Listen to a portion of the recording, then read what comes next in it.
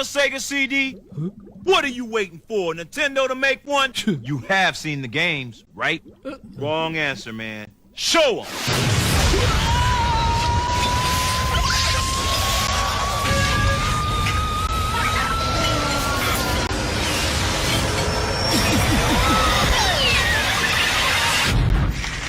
Want to see more?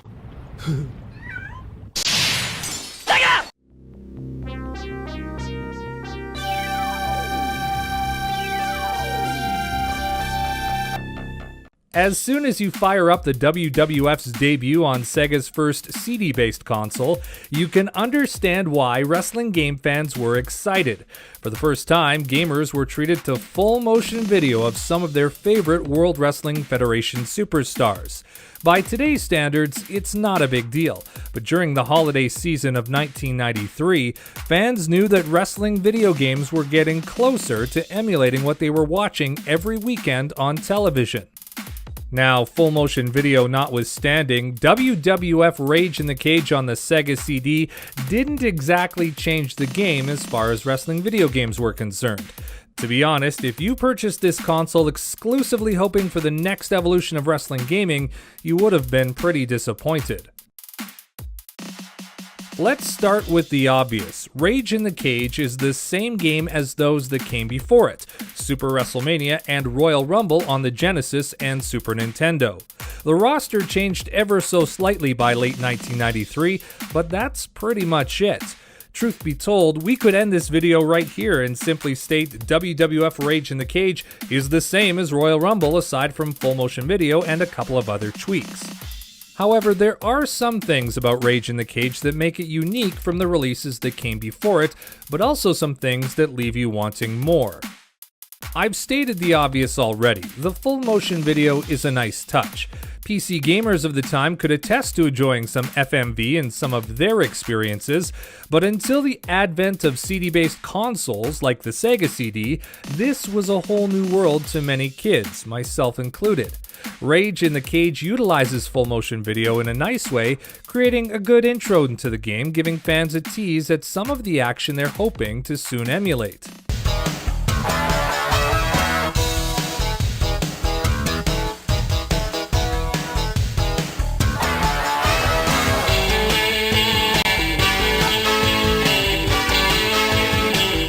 Another nice touch is during the selection screen. Players have the option of viewing a wrestler's signature move or some iteration thereof, and this was a really great addition and one that I enjoyed, especially given the limitations in gaming at the time.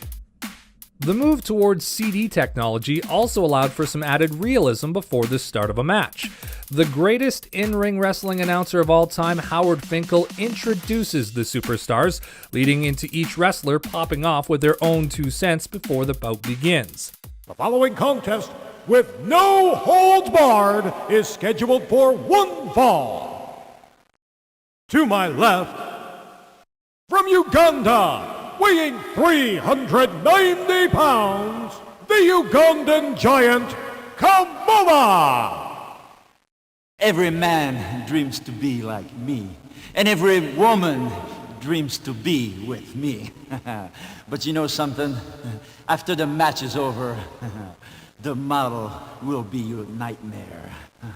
The reverb effect is loud and proud, with the lines spouted by the wrestlers cringeworthy at best, but not as bad as we'd see in later WCW wrestling games. Hey there! How'd you like to get power bombed? Come on, pick me. I'm begging you, pick me. Please pick me. So with all the wonderful technology allowing for full motion video and voice acting, you're probably looking forward to one of the biggest advents of CD gaming, crystal clear audio, and in this case, authentic WWF superstar entrance themes. That may be the one area where Rage in the Cage not only drops the ball, they throw it right into a black hole. Despite boasting CD technology, Rage in the Cage does not boast authentic themes. Oh, the game has entrance themes alright, but it's the poorest effort I've heard in a WWF game to this point. At first, the game appears to employ the same 16-bit tunes of its predecessors, but have a listen. This is much worse.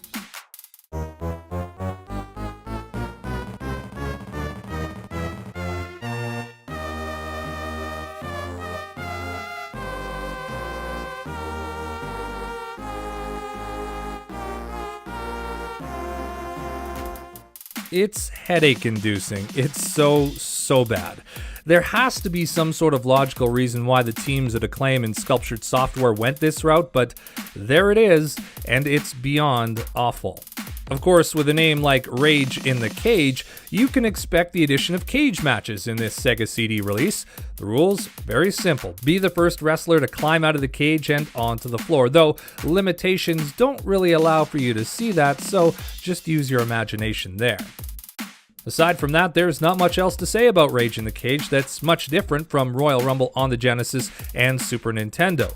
The features and gameplay are the same, although there is a nice little video after winning the championship that shows off whoever won. You also then get treated to a beautiful FMV montage of the publishing and development teams during the credits. But that's it. That's literally all there is to Rage in the Cage that makes it unique from the previous releases before it. If you were one of the lucky ones to own a Sega CD back in the day and were a wrestling fan, then Rage in the Cage was a must-own. However, there's no real incentive to play it if you already owned Royal Rumble on the Genesis or Super Nintendo. I mean, I guess if you feel the additions of voiced intros and full-motion video was enough to entice you. Oh my gosh, look at those pectorals.